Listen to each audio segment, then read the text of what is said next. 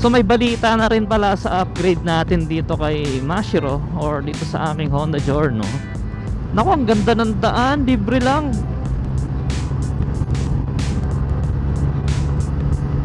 Ang bilis talaga ni Giorno, guys.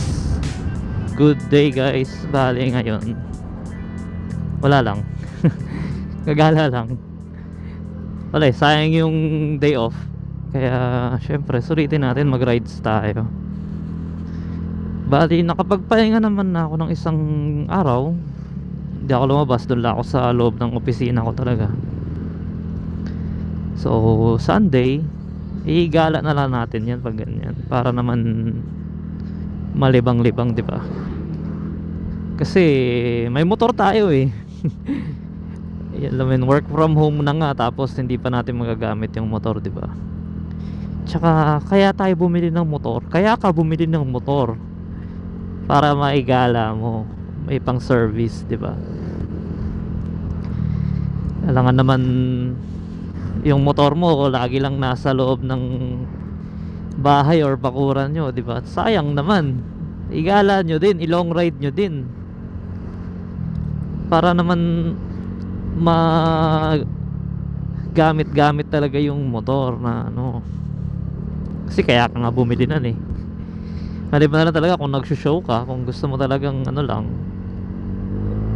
relax lang, na binibihisan lang yung motor, yun pwede sa'yo. Pero kung ano, di ka naman nag-show tapos may motor ka, syempre gumahala ka para naman ma-relax yung utak mo, di ba?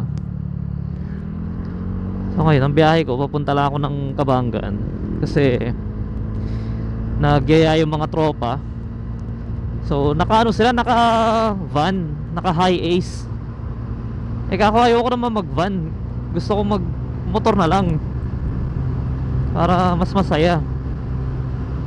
Makakauwi pa ako kung kailan ko gusto, pwede akong ihinto kahit saan, di ba? Yun ang kagandahan eh. Tsaka malapit lang naman ang Kabanggan sa iba, kaya motorin ko na lang, di ba? Maano pa ako, throttle therapy pa yung ganyan eh. So bakbakan na naman ito. Hindi naman tayo yung magwawaswas masyado na karera. Pag mga gatong open lang na lugar, ayan, pwede tayo magmabilis, pero hindi naman yung sobra. Kasi wala namang premyo palagi sa ano eh, pagmamabilis sa national highway. Delikado lang yung ganyan eh, makakadamay ka pa, di ba? Kaya na natin mga ano, sweet potatoes. Aminado naman tayo na ganoon din tayo minsan. Syempre hindi natin may iwasan yan. May mga may mga panahon na gaya nun talagang papasok lang na nasa harapan na nga ako eh. Di may iwasan na ganyan, diba? Siguro yung kanina, yung sasakyan nagmamadali siya, ganyan. May mga rason naman minsan yan eh. Pero pag yung giyang na giyang kang talagang bumakbak na walang dahilan naman, naku, ingat-ingat na lang, di ba? Mas okay pa rin makauwi ng ligtas, lalo kung may naghihintay sa'yo. Kaya ako, tiga mo, ano lang, relax lang. May aso, huwag ka munang tatawid. Si Dogi talaga. Ayan, bali dito na tayo. Medyo traffic lang eh, no? Kasi yung munisipyo nila dito located sa may ano eh, tapat ng mga school. So andiyan na rin yung mga TODA, kaya diyan sumasakay yung mga tao. Kaya kadalasan talaga traffic dito. Or merong mabagal na tricycle. Yan lang naman lagi yun eh. Ito ano to, ginagawang bago ah. Ito yung Capitol, munisipyo nila. Okay ah. Makulit din kasi dito sa ano, lalawigan namin. Meron silang pailaw lagi. May big bike sa likod. Meron silang mga pailaw kapag ano, December, ganyan. Ito naka big bike. Kilala ko ba yan? Ayan, so bali parang nag-start na siya eh, tutuusin. Teka, padaanin mo natin yung big bike. Lakas masyado yung exhaust niya.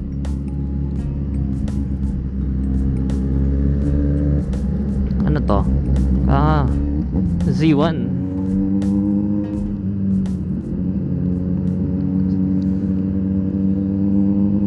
Sarap yun.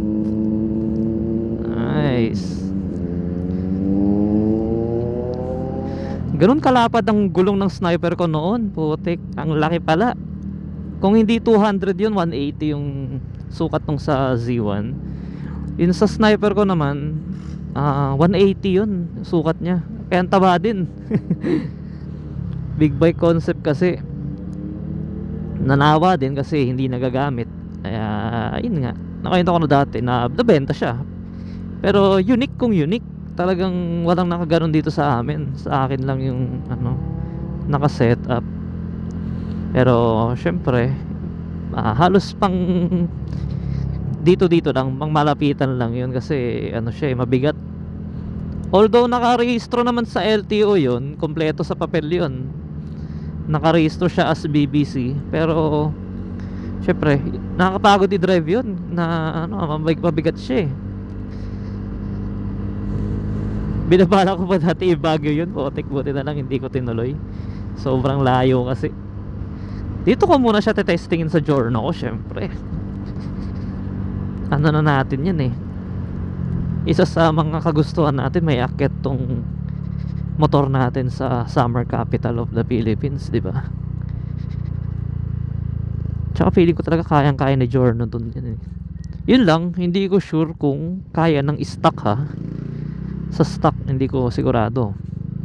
Kasi dun eh 20 grams ang stock ni Giorno. So bali medyo hirap kang talaga aakit kasi puro pataas. May naka Giorno din dito sa harapan natin, no?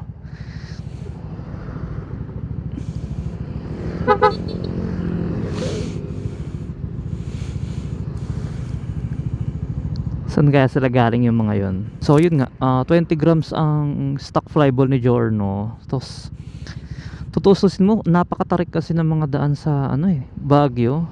Lalo pag papunta ka ng Benguet, naku, medyo hirap ka dun pag yung nabitin ka.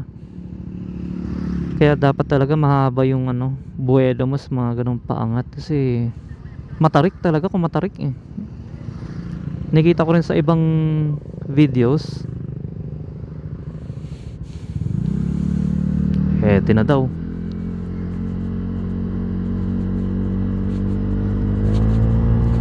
Birahin na natin yan. Gawa na sa wakas yung tulay dito. After how many months? May years na rin ata eh. May year na. Hindi years, year lang ata. Sobrang tagal eh. So may balita na rin pala sa upgrade natin dito kay Mashiro, or dito sa aming Honda Giorno. Bibili na tayo ng Pro Fender. Yun talaga. Kailangan ko to kasi talaga yun, kasi pinang-long ride ko tong aking motor. Kasi siya talaga siya, minsan matagtag. Kaya kailangan ko ring mag-invest sa magandang suspension. Naku, ang ganda ng daan, libre lang.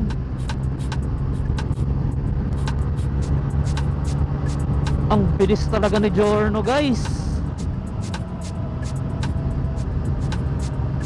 Grabe tong motor na to. Kahit na hindi ako nag 150 plus sa mga scooter, masayang masaya ako dito sa motor na to, guys. Kasi talagang binibigay niya yung kaligayahan ko eh. Power, speed, tapos yung comfort. Ayos na ayos rasa ng buhangin.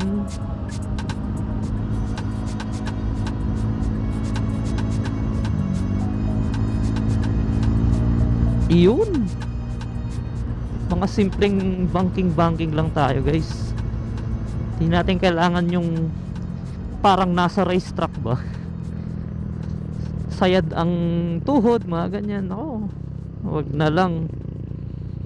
Okay na yung safe banking lang. Na naman tayo sa safe banking. Bangko lang. Okay na yung magandang ano lang, banking kaunti. Pero hindi yung sagad na sagad. Oops, ingat-ingat, naka-hazard. Naku, masyadong maliwanag dito sa ano, kuha ng camera siguro ngayon. Dapat pala nag-ND filter ako. Para ano, nabawasan yung liwanag. Tutukan niyo. Hindi ko pa nagagawa ng video rin yung ND filter na yan kasi hindi ko siya ganong nagagamit eh. Siguro pwede pag gagawa tayo ng cinematic na ride, ganyan lang, cinematic. Maganda kasi talaga yun pag high speed.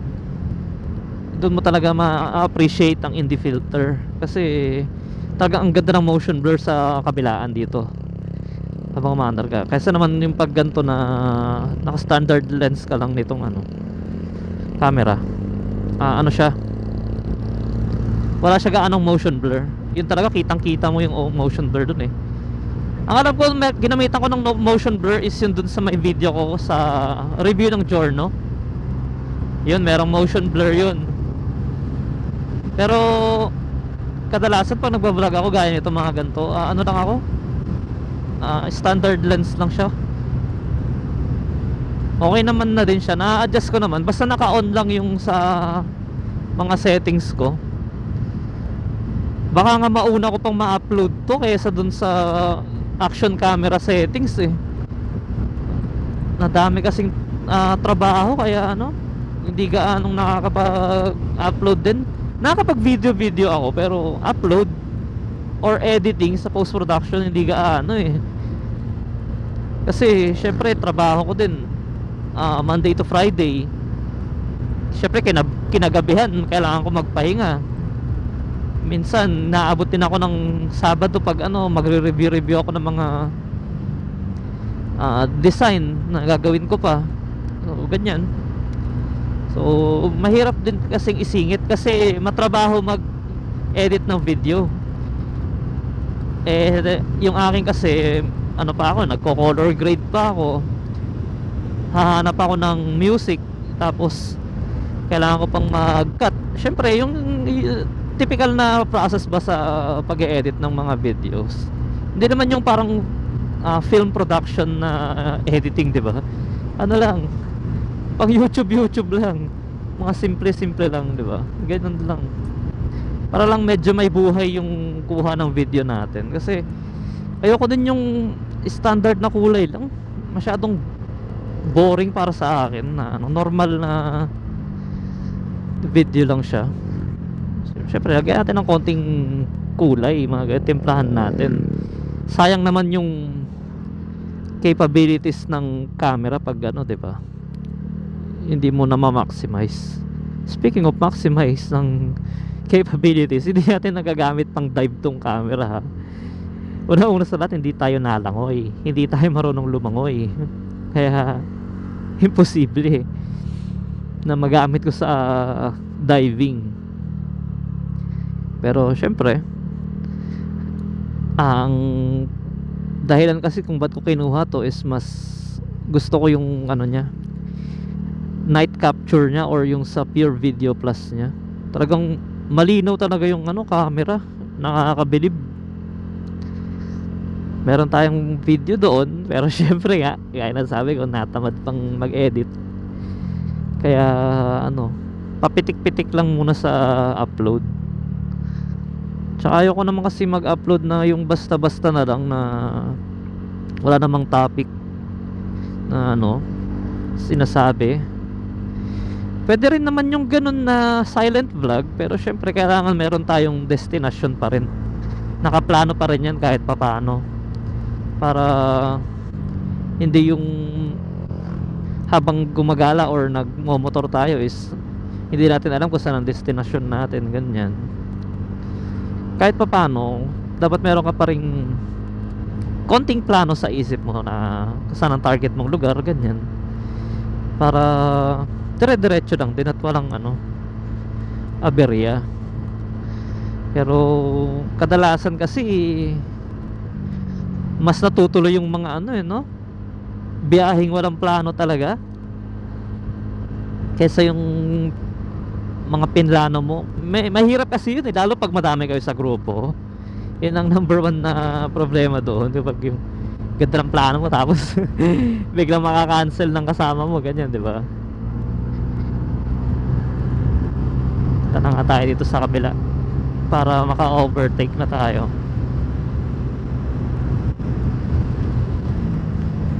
Yan, sinusulit din ng mga tao ngayon yung pagbibilad ng palay kasi tag-init talaga. Tumigil na yung ano ulan-ulan, diba? Kaya sana na din naman okay na yung panahon, gantong panahon na lang kadalasan, para hindi hassle sa daan. Mahirap kasi yung malakas din yung ulan tas magkakapote ka pa, ganyan, madulas yung daan, diba? Madaming risk pag din maulan din. Pero ang doon naman, kapag nasa bahay ka lang, relax na relax, diba? Sarap ng tulog mo, pahinga kung pahinga Kaya minsan pag sa trabaho tas maulan, naku po, nagkakape ako. Kaya nag-ano ako, papatugtog ako malakas para hindi ako antukin. Kasi sobrang sarap magpahinga kapag maulan na nalilimutan mo yung ibang gawain na. So bali, nasa Pananbutolan na pala tayo, guys. Ayan, dire-diretso lang yung daldalan natin. Ako po, ang dami kong naiisip na i-segue. Doon kanina sa may saan ba yun? Bukaw. Kabanggan na kaagad. Ang bilis. Kabanggan na tayo, guys. Ito na, di ba? Anyways, doon nga sa may Bukaw kanina, parang gusto kong mag-take ng video doon. Check ko lang yung sa bundok, ganyan, sa lahar. Basic na video lang. Hindi ko pa natatry talaga bumiyahe ng hapon papunta sa sobrang layo na lugar. Kasi iniiwasan ko yung gabihin sa daan Tsaka hindi lang yung gagabihin sa daan, yung yung mga shop, yung mga ganyan. Oops, may lubak. Yung mga shop kadalasan sarado na pag gabi, di ba? So pag nagka-problema, walang mahirap humanap ng motor shop. Ganun ang dun Kaya mas maganda talaga umaga. May mangilan-ngilan or may iba gusto nilang bumiyahe ng gabi kasi syempre libre yung daan, wala kang gaano kasabay, walang traffic, ganyan.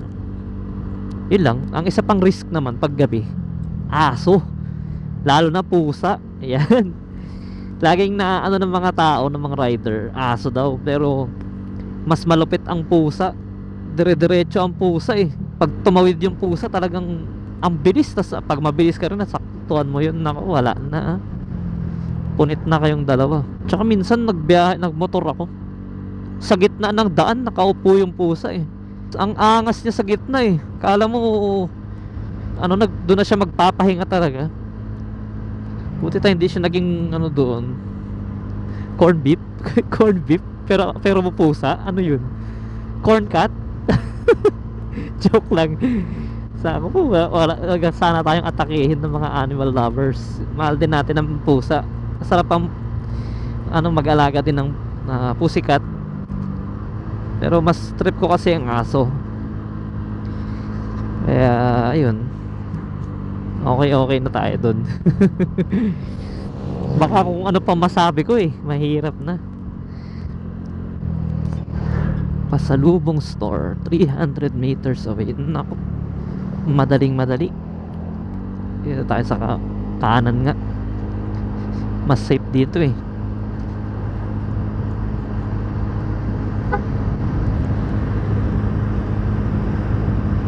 Daran tayo kaysa pwede tayo magmabilis dito, guys. Open yan, no? Dalawang linya. Pero magjo-join na. Dito mo ma-appreciate yung magandang magandang suspension sa mga ganyang daanan. Kasi yan matagtag yung pagsementadong daan. Yun yung kagandahan pag meron kang medyo pricey. Siyempre, medyo pricey na mga suspension. Yun yung mga magaganda yung performance, 'di ba? Kaya kailangan ko na talaga yun Sa harapan naman, hindi ko alam kung anong klaseng suspension ang maganda sa harap. Naisipan ko yung nakita ko sa ni Pandoy, Boss Pandoy. LCM. Magandang LCM kasi tested brand na yun ng ng mga Aerox, Sniper, ganyan. Maganda yung LCM. Ngayon, hindi ko lang alam kung fork lang ba ang binebenta or kasama T-post, ganyan. Pero parang may nakita ko sa Facebook nakalagay doon with adjuster, tapos yung isa naman is without adjuster, ganun. Sulit na rin sa presyo para sa dalawang fork, 'di ba? Okay na 'yon. So, pero unahin natin likod. Likod yung importante Tapos may nakita rin ako sa mga group ganyan, yung nagse-semi-lowered sila. Actually nakita ko rito sa isang ka-journo natin, si Jornok. Yan, kung nanonood rin kayo sa kanya, guys. Nagpa-semi-lowered siya. So maganda rin yung tindigan talaga, pero kasi meron lang isa-sacrifice na konti, syempre performance. Mas matagtag na daw sabi nila. Pero yun nga, bawas lang ng hangin yun Pero kaya natin kung maisipan, hindi ko sure hindi ko sure kung yung sa LCM pag yung may adjuster, naaayos mo ba yung play nya, yung mismong size ba? Yung iba kasi talaga ginagawa magic lowered, di ba? Pero hindi natin sigurado kasi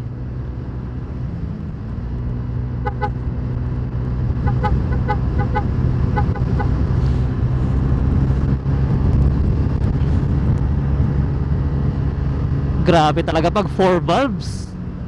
Yung tipong kala mo sagad na yung piga, pag piniga mo pa may power pa doon mo talaga ma-appreciate ang 4 valves lalo 125 pa to, kaya ang bilis. Ano lang tayo dito, guys, panggilid lang. Yun talaga, literal panggilid lang. Hindi tayo magkakarga dito ng makina.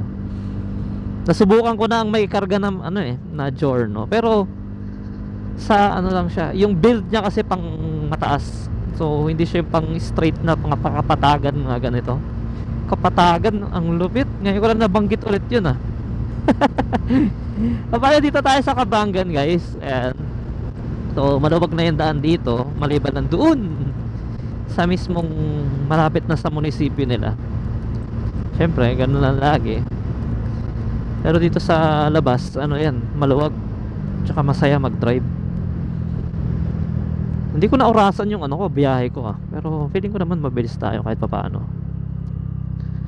Tsaka ang dami ko na kasing nadadaldal, kaya hindi ko napapansin kung nasan na ako banda Bugbugan no?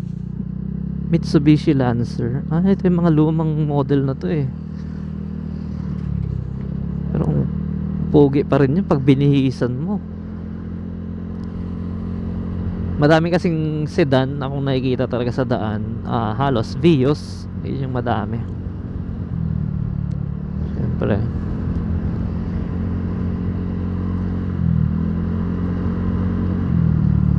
mahirap lang kasi pag sedan ang gamit mo, tas may pamilya ka ganyan, parang hirap ka din syempre mga gamit, limited yung upuan, ayan. Panggala pwede, pero pag pang pamilya Innova mga ganun. Hindi ko na alam kung anong tawag sa mga ganong type ng sasakyan pag sa mga Innova. Hatchback kasi yung mga ganun sa Wigo, ay mga ganun, yun Wigo yun, no? Wigo, Brio, mga ganyan. Tapos yun ay Fortuner SUV yata yung ganyan, di ba? Tapos itong nasa likod ko is Ford pickup, Raptor to mga ganun yung parang classification ng mga sasakyan or mga four wheels na yung basta yun. Hindi tayo maalam sa four wheels, sorry. Ayun na yung natin, destination natin guys. So bali malapit na tayong hihinto. Dito tayo sa may 21st Bean Coffee ba to? Basta yun. Nandito na tayo magkakape. So safe na yan. So yun lamang, dito ko muna ititigil.